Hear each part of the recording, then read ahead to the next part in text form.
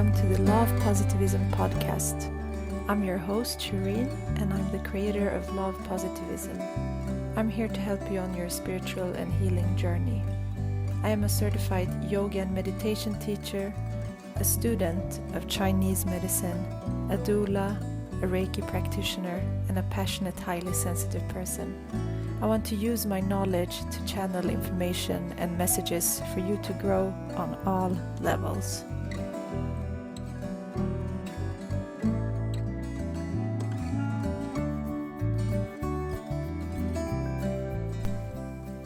Hi, and welcome to the 19th episode of the podcast. I'm so grateful and happy that you're here, and I'm really excited about this week's guest. I just want to thank everyone who has left reviews for the previous episodes. I'm really grateful for that, and I always do an oracle card reading for those who leave reviews, so take a screenshot and just send it to me. And many of you have followed me on Instagram for a long time.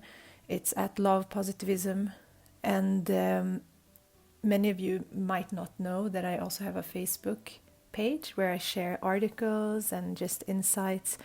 And so let's get to today's guest. Today I have the lovely Koya Webb on the show, and we've connected through Instagram a couple of years ago, and I followed her on her journey as a yoga teacher and such an inspirational person to follow. And she's actually the founder of Get Loved Up, which is an international lifestyle community and a yoga school which facilitates yoga teacher trainings, and she strives to inspire a mental, spiritual and physical health and journey within everyone. And she has this on an online platform, but also facilitates retreats and in-person yoga teacher trainings. And she's also the host of Get Loved Up podcast, and she has been into holistic studies for over 15 years, and she's graduated from the Institute for Integrative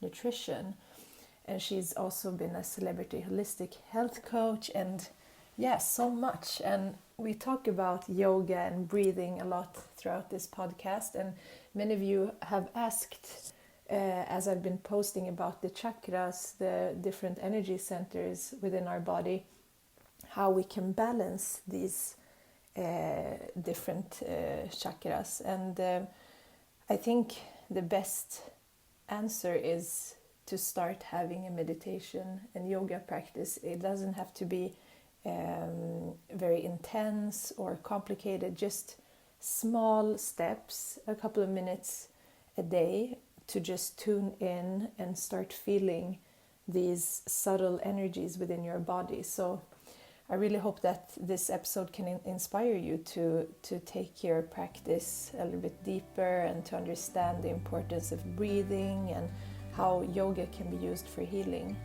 So enjoy the podcast. Hi, Koya. Hi, how are you? How are you? Welcome to the podcast. Thank you so much. Can you hear me well? Yes, very well. Thank you so much for joining today. I'm really excited for our conversation.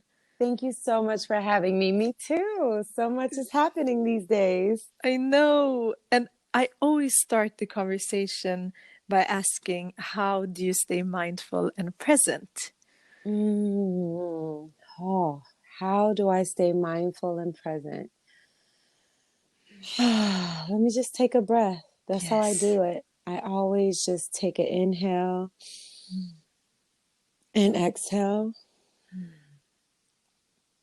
And I just ask myself, how am I feeling? How am I feeling?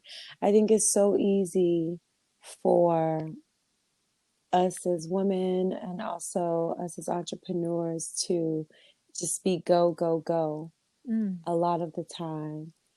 But when we take a moment to just pause and ask ourselves how we're feeling, it just helps us, because we could be feeling anxious, we could be feeling sad, we could be feeling overwhelmed, but sometimes we're going so fast through the day, we're not realizing how we're feeling until it's a breakdown.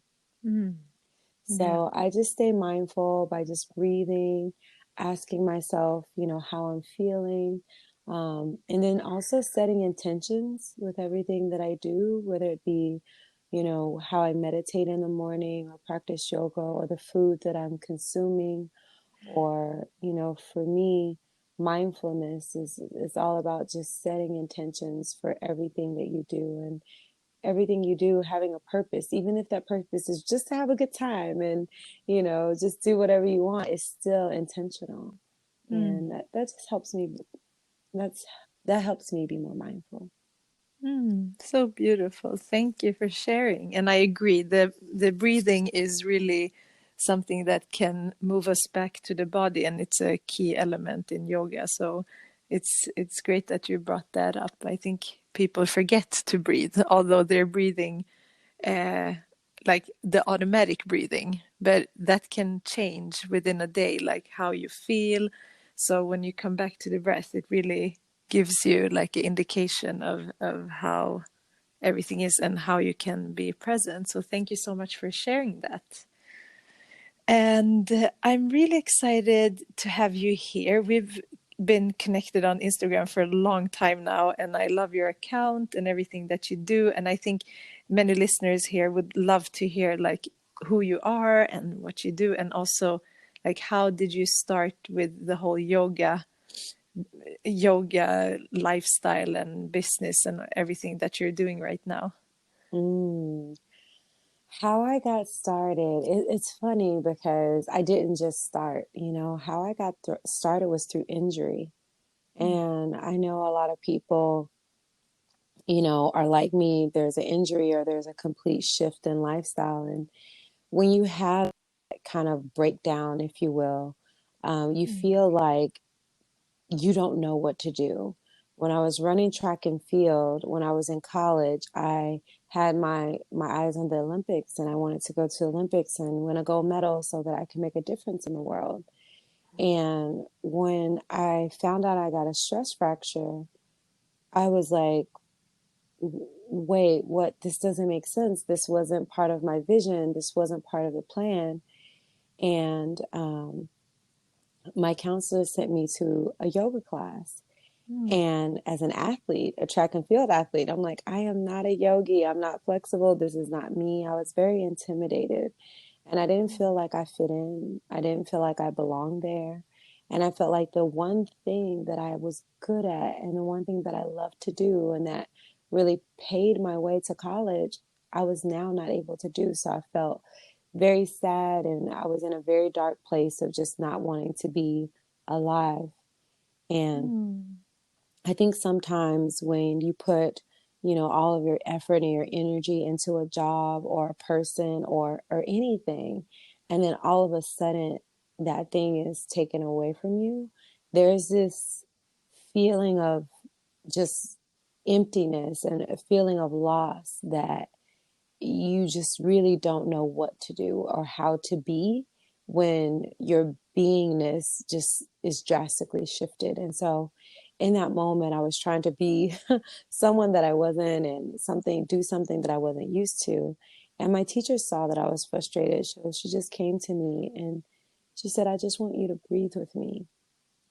And we took a breath together. We just had a good inhale and exhale. And in that moment, I felt spirit in my body. I felt the chills, and I knew, okay, that felt good. I'm in the right place. And so Mm. I stayed in that class. I did the yoga. I did the breath. It was so painful standing on my head when my head was very tender. I wasn't used to it. My bones, I wasn't as flexible as other people in the class, but I just stayed in there and I just kept doing the best that I could every single day. And eventually I started swimming and I started biking, and I healed. My back healed itself over time, but it wasn't quick. And I think a lot of times in today's, in media and just in the world today, we want things to happen so quickly. Mm. And I think the most beautiful things in life take time. And Mm. I think that the life in itself is a journey. And sometimes, if we could surrender, I did a post today about just surrendering. If we can surrender to the journey, knowing that the journey is the best part, we can find the beauty in sometimes those dark moments. And when I was going through the yoga classes, when I was in pain, it wasn't really, happy, right? It was frustrating. But when I did start to breathe and I did start to get flexible and I did start to feel how good it feels to take care of myself, because before I was going so hard on the track, so hard in the gym, so hard in my studies, I wasn't getting enough rest. I wasn't taking care of myself. And I think in life, a lot of people, we go so hard at something that we really want that other places in our life suffer. And usually it's our self-care. And usually that's what's suffering. And so once I was able to nurture myself, I healed my body and I came back to win my conference meet and lead my school, Wichita State, to their first women's championship. And so doing that changed my life. And that was my introduction to yoga. That's how I started practicing yoga. That's really beautiful, and it's a great way to also, like, listening to your story, understand that everything that happens has a purpose. So in the moment when you had that experience and you weren't feeling at your best, and you had to go to this yoga class to start healing your body and everything, that's when change started. So sometimes, yeah, we need to, like, I think it's in those toughest and most dark moments, I think there's such much growth in it. And if we try to control it, or we feel like we lost all of our power to it can be a good thing to just release. And I know a lot of people talk about this, and I think I've written also about surrendering. It's about just having that faith on your path. And I think yoga is for many of us has been like a lifesaver, and not something that many of us just joined because it's fun. I think many of us used it as a tool to get back to ourselves and to heal. So I had this similar journey. So I think it's really beautiful. And that's the funny thing also, when I listen to what people are going through, or when people reach out to me and ask about certain situations, I always go back to, like, try to do some type of yoga, if it's meditation or movement, something, because it's the best tool. I mean, most of the time you have to work with yourself. No one else can give you, like, that healing. It has to come from within. So meditation and yoga is going that deep as well, to go to the root cause of what's happening. So that's a beautiful journey. And now you're, like, traveling all over the world teaching. You do also teacher trainings, right? Right. Yeah. Can you talk a little bit how your trainings are? Because I think there's a lot out there, but maybe you have a certain methodology, and is it hatha based, or? It's Yeah. definitely hatha based. And yes, there's so many teacher trainings out there, and there's so much. I know for a lot of people it could be hard to choose, what type of training they want to go to. For me, the reason that I created the Get Loved Up holistic health and yoga teacher training was because I felt like there were some things that I wanted more of out of my yoga teacher training that I didn't receive. And the reason I call it holistic health and yoga, because yoga is unity. So technically it's all encompassing. But I feel like the holistic health part was a lot of times getting glossed over and not focused on the mental, the spiritual, and the physical together. Mostly, you get the physical and you get the Sanskrit and, the practice, but the spiritual, the daily spiritual connection, I feel was very much lost.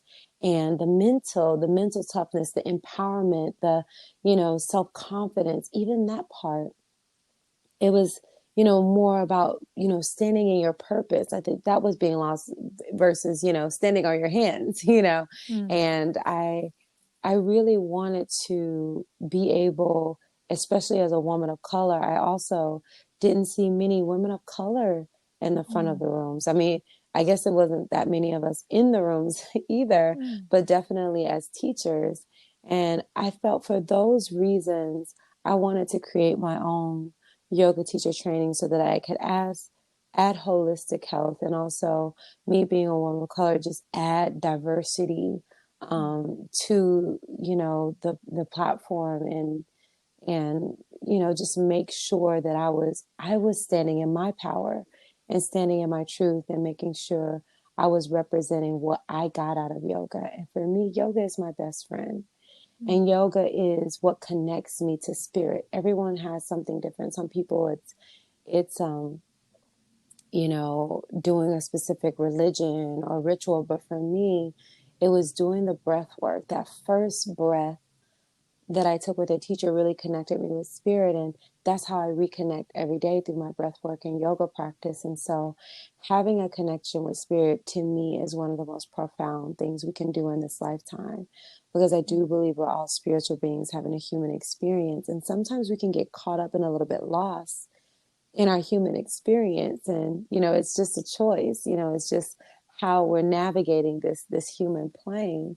And sometimes we get so caught up, we forget about our spiritual essence, which is who we are. And so I love daily practicing the breath work and yoga, because it brings me back to, this is who you truly are. You're not what happens to you are. You are love. You are peace, right? You are oneness. Mm. You are connected with each and everything and human on the planet. And so when I go back to that place, I feel so empowered, so strong, so connected. And I think that's what a yoga teacher training should really teach. Not only how to learn all these things that are great for self-care. So even if a person never wanted to teach a class in their life, they would be able to come to the Get Loved Up yoga teacher training and experience our three pillars. And the pillar number one in Get Loved Up is self-care, learning how to take care of yourself with the daily reflections and rituals, asking yourself how you feel, asking yourself, is there any sadness, anger, or any vibration of fear that you're experiencing? Because I really, fear is feedback. And when you get that feedback from fear, you can then find out where you need more love. So the first pillar is just really tuning into yourself. And then the second pillar is oneness. So as you know, we're here in life together. We cook food for one another. We have sharing circles where we share our stories, things that we've been through, different traumas, challenges, and that's part of the oneness and social justice, knowing that if anyone is suffering anywhere, that we are also suffering. We're also a part of that. Everything we create, and we also co-create with people around us. That's the second pillar, just all centered around oneness and connection and social justice. And then the third pillar is eco-friendly living and sustainability.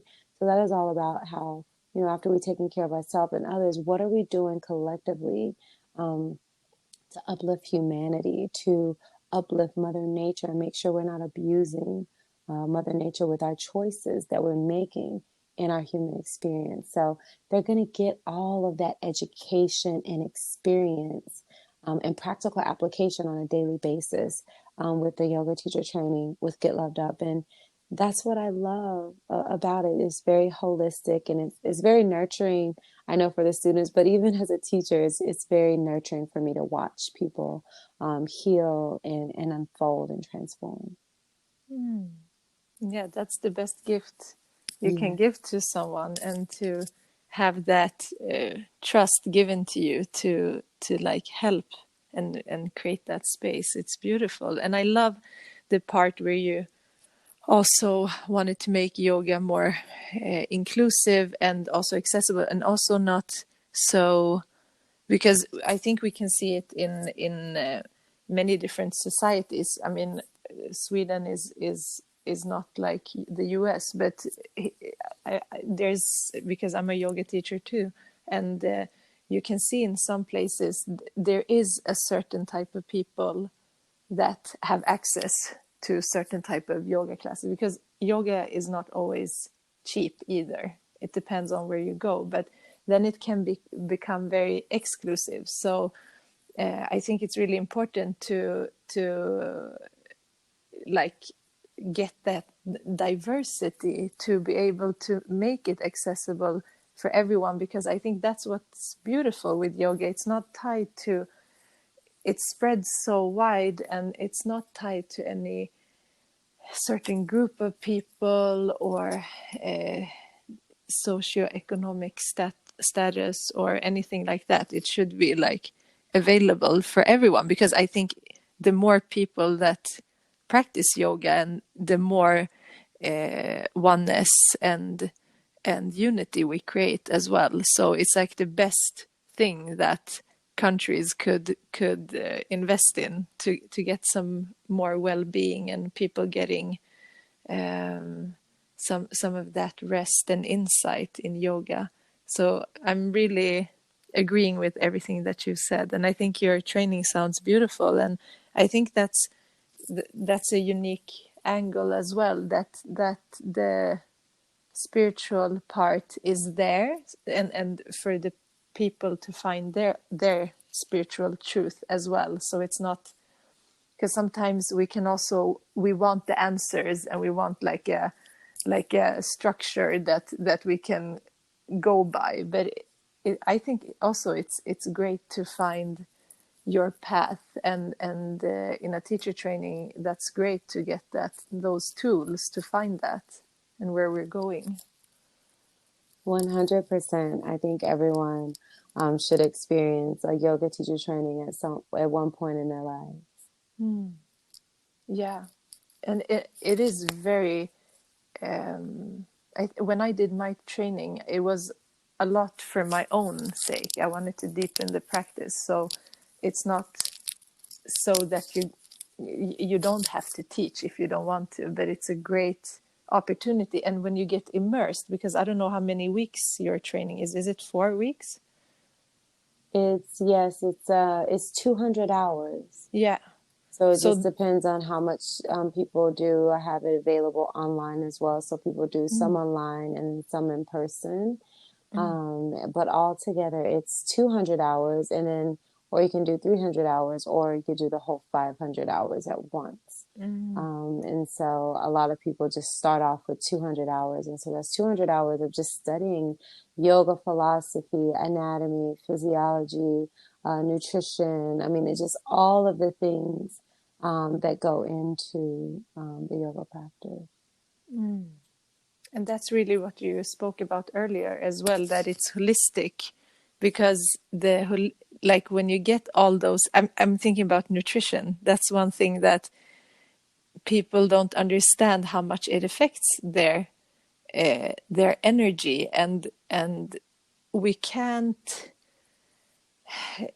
like expect that we will develop in one area in life if we're just putting, like you talked about as well. Sometimes we have just a physical like goal, and a physical, like some people just think about their physical body, like how can I get more like how can I become more performing in the gym more, or being able to run longer and faster and all of these things. But then we're forgetting every other part. There must be a balance. So I want to actually tap into that, because you have, like, what you're working with is so big.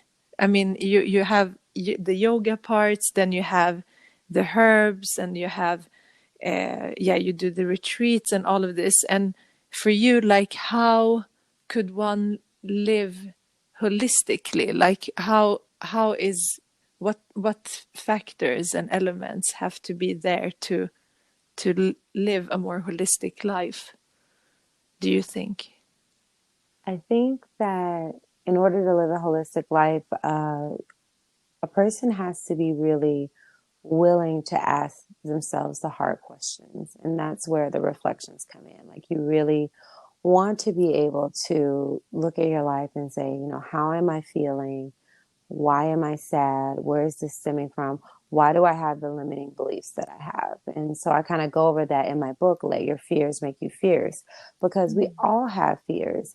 And a lot of people are like, be fearless, you know, but the truth is we all have fears. And Mm. so it's like, so why not just address those fears? Because we're not going to be fearless. I feel like it's part of the human experience. And so, and I feel like, again, the fear is just showing us places where there can be more love. And so actually allowing fear to become our friend that's just kind of giving us those insights of like, this is where I need more love. And I, love to go and do, you know, different rituals when Mm. I find fears in myself. And one of those rituals is breath work. Mm. And I do holotropic breath work and do the three-part breath. And it's really interesting how much tension and anxiety you can remove just by breathing a specific way. I Mm. believe breath is spirit. And so I do believe moving spirit through the body at that rate is what's really clearing and detoxing those energies. But it was amazing. I've noticed doing it myself and in my classes and even with my family back home, it's something anybody can do. And you Mm. don't need a yoga mat. You don't need yoga clothes. You don't need a specific even place to go. Now there's so many resources online via YouTube and via different apps. I have the Get Loved Up app myself and, you know, KoyaWebb.com. I have all these resources and then free classes on YouTube. So Mm. I think we have so many resources. Um, Everyone has so many resources now that we just have to try and we have to ask ourselves, am I okay? You know, and if we have anxiety or depression, we're not okay. And so when we find that out, just practicing breath work or practicing yoga can really help us not stay in a dark place that long. Mm. So true. And what type of fears do you see are the most common fears, and yeah, fears that people have to work through, like now in society? I think one of the biggest fears is a fear of failure. You Mm. know, the fear of failure and the fear of death, because it's like, am I going to Mm. die before I get to do what it is I want to do, you know? And Mm. so just a fear of failure and to that fear, I always like to, of course, anytime there's a fear, I like to shift the fear to love. And it takes time. So depending on the fear, the level, if it's been happening since childhood, there are going to be different levels to the different fear states. And so when I'm talking about the shift to love, it's basically asking yourself, okay, where did this come from? And what do I need to do to be okay? If I feel like I'm going to fail, what if I just realize that I am enough just breathing every single day? Just in and Mm. out. You're in perfect balance with the world. You're breathing out carbon dioxide. We're taking in oxygen. We're in balance with nature. So that's a beautiful thing. So when people get overwhelmed and they come to me, I'm like, you're doing good. You're breathing. That's enough. You're giving and receiving, right? And Mm. just to do the best, the very best that we can, and let the chips fall where they may.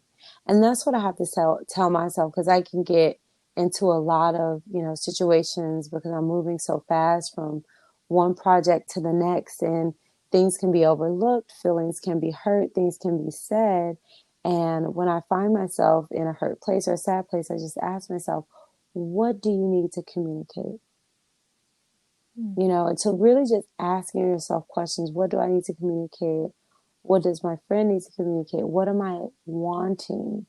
You can start to remedy it. And then you'll realize that life is not about whether you fail or you succeed, because you really can't fail unless you stop trying. As long as you're moving forward, it just might happen the next time.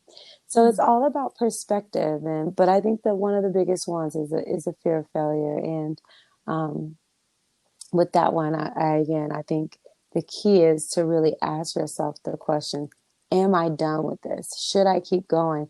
Or am I shifting? Because what happened with me, I thought I was going to get a Olympic gold medal. Did I fail? No, because my mission was to make an impact in the world. And now I'm making an impact in the world, helping people live a healthier lifestyle. It just wasn't via winning an Olympic gold medal. And so sometimes the path that we take will shift. And if we have faith, and if we surrender to the journey again and just doing the best we can, loving and being loved, we will get to exactly where we're meant to be.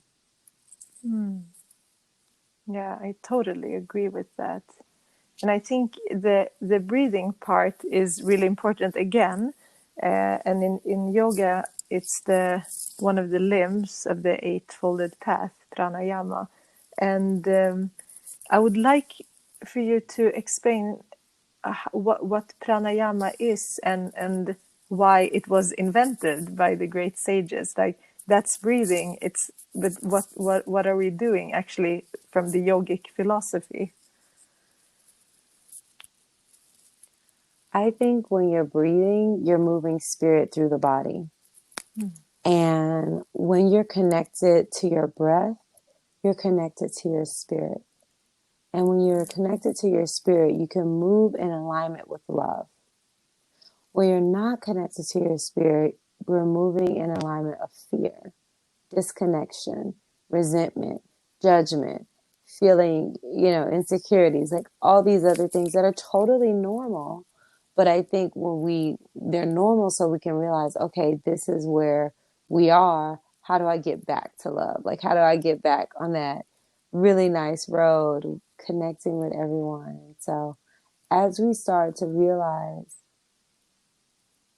we are here again to love and be loved, that's it, to love and be loved. Everything we choose to do on top of that is icing on the cake. We are here to love and be loved. Yeah, so beautiful. I totally agree.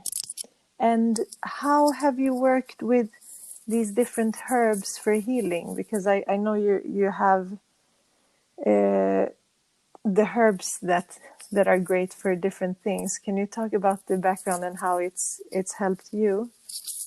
Absolutely. I have loved herbs for a long time, and I feel like herbs are nature. And a lot of times in the world today, we're not connected to nature. We're disconnected from nature, and we're running from the car to the plane to this to that. And we're picking up a lot of toxins along the way. So the herbs help you detox heavy metal. It helps you really get the different heavy metals and different energetic blockages out of the body through nutrition. And when you're able to do that on a regular basis, you tend to have more energy, you feel better, you look better.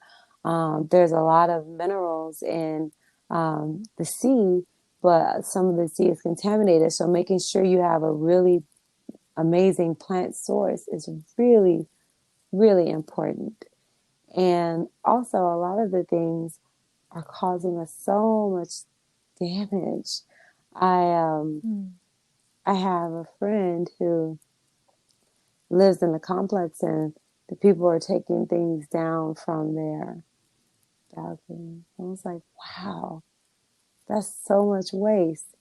And he was like, yeah, it is, and just threw it away. But I think we can become more mindful. And as we become more mindful, we start to affect everything we see around us. Even the climate change, it being hotter now, and forests burning down and glaciers melting.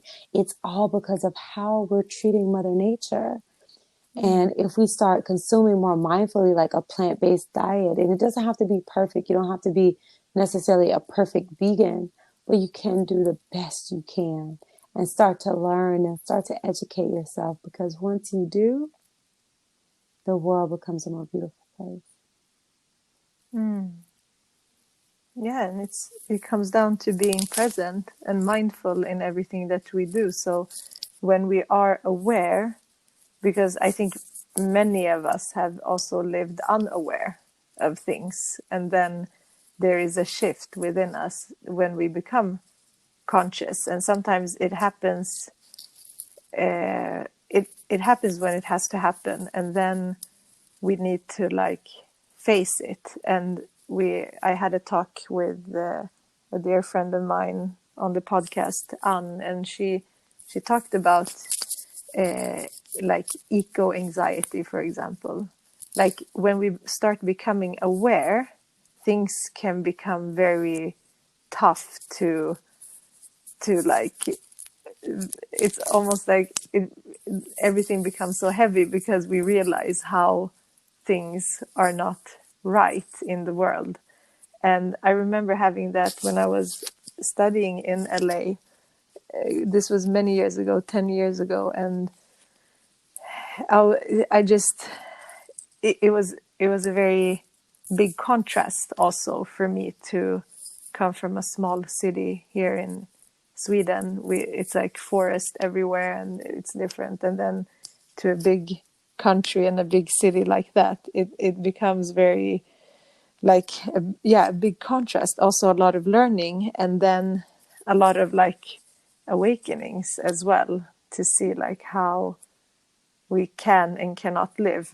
So it's but yeah, we have to know that everything that we do, even small things that we do, really make a difference. So in where I live now, all the neighbors have like, we've funded these paper bags to put to recycle foods in, so we can make compost out of it. I don't know if it's called compost, but for soil. And maybe that's a small thing. It's a small thing for us to put like food and fruit and stuff like that that's left from what we've eaten, and put it, that it makes a big difference in the whole if everyone do small little things and be conscious. At least if you're doing something, be conscious that you're doing it and not be in denial. I think a lot of people are living in denial because it's too tough to face. So I think that one of the biggest things that I've noticed is just that direction, that intention is just the cornerstone of everything. And then when you come from that place of intention and direction, I receive more guidance. And when I'm not from that space of intention, I'm not from that space of direction, I find myself just venturing just down a path that's just, maybe I'm just having fun. Maybe I'm having a good time. And that happens, but usually there's karma that comes with, doing things that are not in alignment with who you truly are. And I think, when those things happen, it usually aligns you with who you truly are. So even then, all is not lost. I think the lessons in life kind of just aligns us with our life purpose if we allow it to. yeah, that's true. And is there any do you have any favorite, just going back to the herbs, like what are your favorite ones that I think many people are wondering, okay, what herbs can you take and eat and use Yes. that are like, easy to start My with? My favorite herbs are the full spectrum herbs because they have like all of my favorites in there. So it has like the bladderwrack and Irish moss, which is from the sea. So bladderwrack has the 92 minerals that we need in our body for our bodies to function, and the Irish sea moss has those minerals as well. Like bladderwrack is basically an Irish moss from the sea. And then sarsaparilla is another herb that is just great for cleansing the blood. And burdock root is another that's really great. So this full spectrum herb that I have on my site, it has all those in there. And I think that's great. And then I also have a cell cleanser. And the cell cleanser is my favorite herbs because it really helps your digestion and your elimination system. And I think that's the number one problem in the world today is digestion. And so once you're able to get that on point, you experience more energy and more mental clarity and just and an overall sense of happiness. Mm. And I would also like to ask you about your journey to Egypt, actually.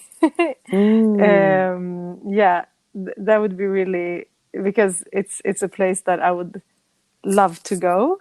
I'm Middle Eastern by origin myself, but I haven't been to Egypt. So how was that? Oh my goodness, you are going to love it when you Mm. go.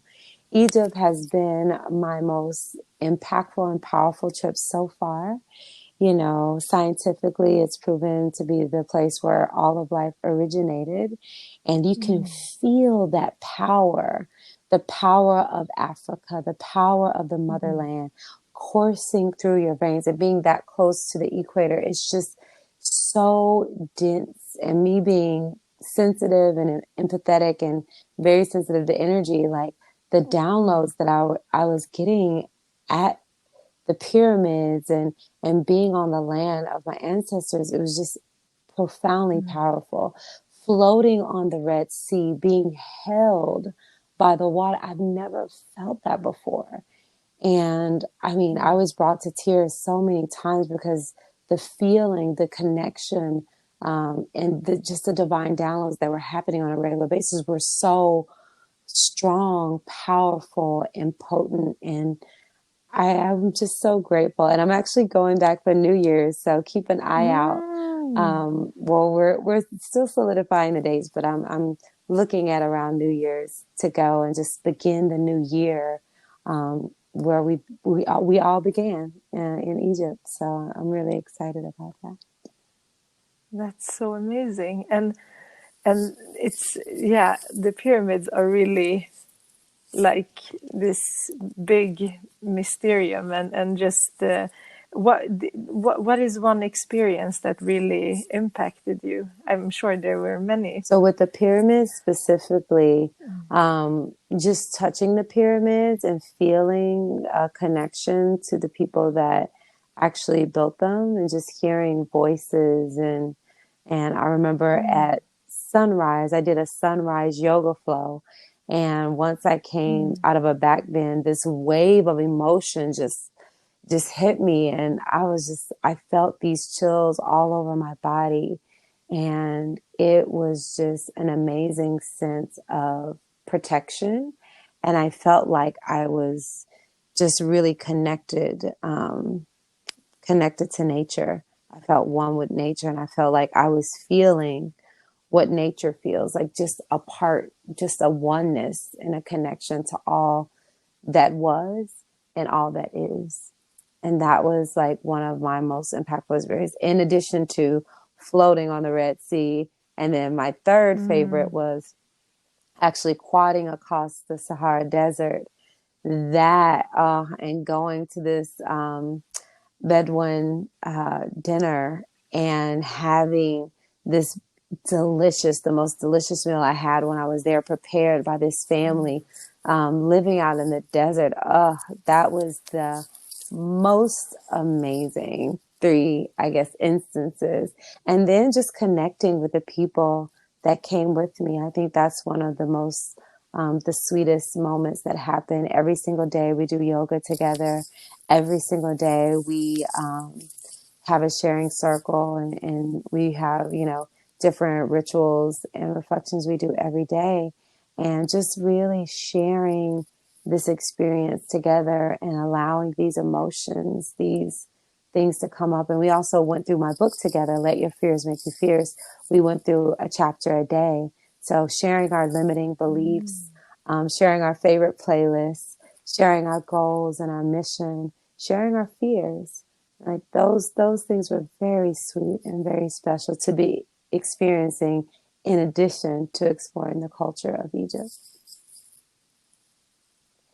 That sounds amazing and so transformative. I can imagine why you want to go back. And I really, that's one thing that I just love, to visit places and to just feel the energy of the place, and it's like a just a boost for your soul, and for to like write your thoughts and the way you view things, because you get like, I've also in my life felt drawn to different places, and one of the places is Jamaica, which you have also been to. It's a Mm-hmm. place that I've been to many times, and I feel so connected with the island and the people and everything there, and it's been so healing every time I went there. And then yeah, just visiting different places in the world, it's really, it's a privilege, and it's really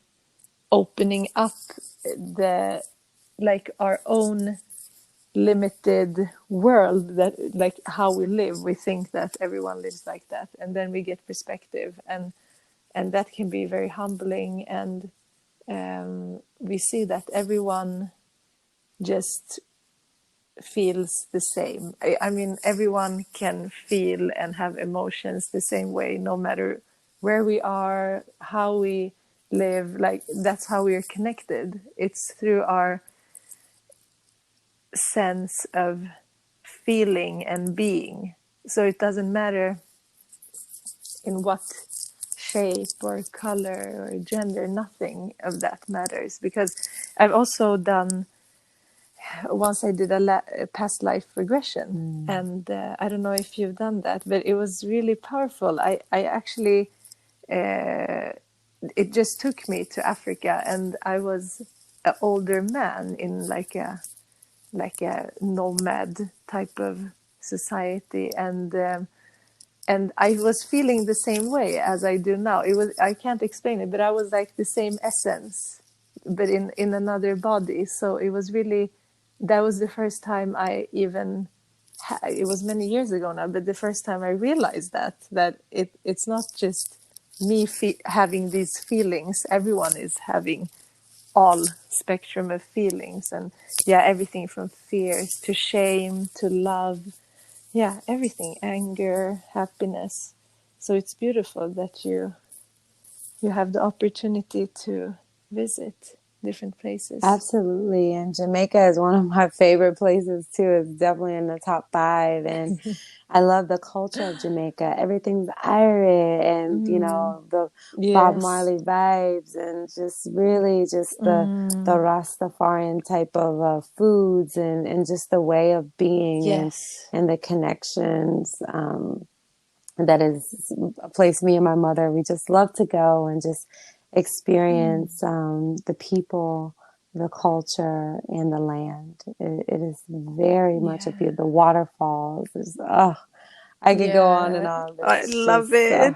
And I love, oh, Jamaica, the eastern parts are amazing. And that's actually where, not the place that everyone goes when they tourist. It's usually on the western part or down in Kingston, but the eastern part is like, so it's like paradise. And yeah, the people are very conscious and aware. So I love the Rastafari culture, because they yeah, even their food, the Aital food, it's like clean food. It's they eat, yeah, it's mostly plant based, and they're very conscious. Really healing to be there, because you're eating all these fresh fruits, and people are so generous and caring, and it's yeah, it's paradise. Every place I've been to in the world, I always compare it, and I always say there's nothing like Jamaica. To me, it's mm-hmm. like, yeah, the music, the culture, everything. So I think all of us have some type of place, and then I love also my love for the like England and these mystical forests and nature there. I love that too. So it has different healing, I think. Like it, because we also say that Earth has its chakras, right? So it's different energies everywhere. So we can find like that healing, yeah, in the desert. We can find it in the jungle, in on an island, and it's just amazing. Yeah, I think it is. I think the more that we can really just connect to nature, the more Mm. that we can really enjoy life. Yeah. Yeah. And one more thing I realized last summer when I was traveling is that it's earth. Like, even when you go to the other side of the globe, it's still earth. It's the same. So earth doesn't make any distinction of itself like that. It's like I could see Swedish type of climate and weather and all of this on the other side of the world, and it's really just one place. So it's really borderless, I think. So well, I'm really happy that we had this conversation, and maybe you want to share if you have upcoming retreats and events that you are gonna host. 100%. Thank you. I will be the next one I have coming up is I have a yoga teacher training coming up in July. And once you sign up and make your payment, you get the workbook and start doing the course even before the actual training. That way, when you come in person, you're really being able to dive into the experience with, teaching, actually teaching, practice teaching, connecting with the other women at the training. And then I'm going to Mykonos, so we're headed to Greece in October. Really excited about that. And then I have another yoga teacher training in December. So some people like to come more around the December time because everyone's out for Christmas. And then after that, the goal is to be in Egypt. That's the game plan for New Year's. So That's amazing. I'm always I hope having we things sync adding up. on. I love that. That's really beautiful. Thank So you. this year is going to be exciting for you, and I really just want to wish you all the best. And I'm following you, and I'm just loving to see everything that you do. Thank you so much for sharing. Thank you. And is there anything else you would like to share before we end the call? I guess I would just like to share just anyone that's listening that's not feeling 100%.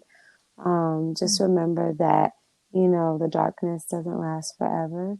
Our cycles go just like the days. There is darkness, but there's also light. And so when you feel like you've had more than you can bear, just allow your heart to open. Just breathe into your heart space. Just take a deep inhale and exhale. And just look in the mirror and say, I am love. Because we are all here as loving essences of the divine. And when we remember that, we can come out of the darkness and step into the light.